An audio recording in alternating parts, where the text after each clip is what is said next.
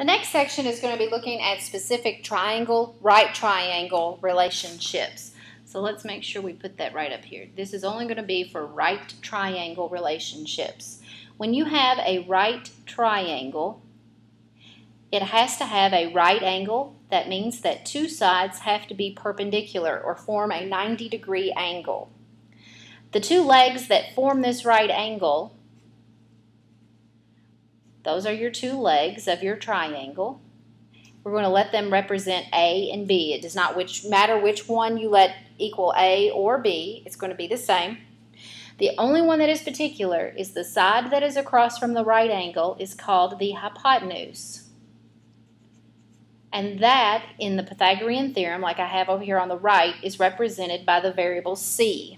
The C in the right triangle theorem is the longest side. It is across from the right angle.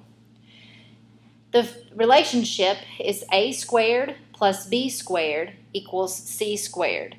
This tells you that if you have three lengths of a triangle, if they make this relationship true, then that tells you that the triangle that you have is indeed a right triangle.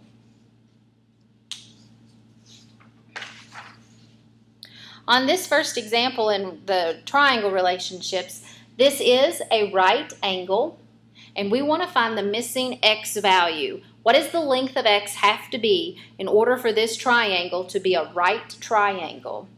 Remember that the side across from the hypotenuse, or the right angle, is the hypotenuse, and that is C. It does not matter what we let this equal. This could be A, and this could be B. So we have 4 squared plus x squared equals 5 squared. So we have 16 plus x squared equals 25. We want to isolate x, so we are going to subtract 16. We have x squared equals 9. I know that x squared has to equal 9, but what I'm trying to find is the actual length of x, of side x.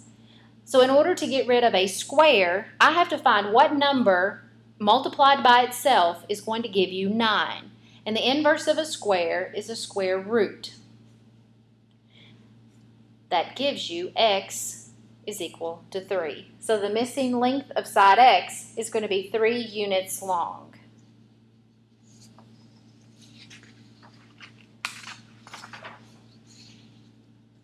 Here, this time, we do have a right angle again, and this time we're looking for the hypotenuse. So this is our C. It does not matter whether you have that as A or B, because they're on the same side and they're added.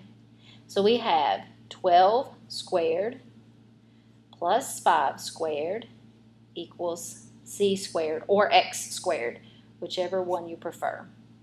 We have 144 plus 25 equals x squared. 169 is equal to x squared. We have to get the x value, not x squared, so we are going to take the square root of both sides.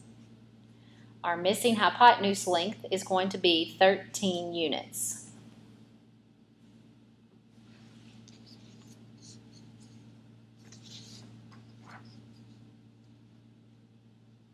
The last section of this review is looking at trigonometric ratios and using them with applications to find missing angles or length of sides.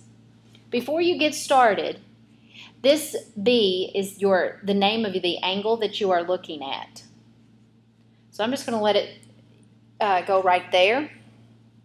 The sine has to be the opposite side over the hypotenuse. The first thing that you want to do is to be able to identify what sides you have. The opposite side, well, the hypotenuse is the first one that you should label because it's always the easiest to tell.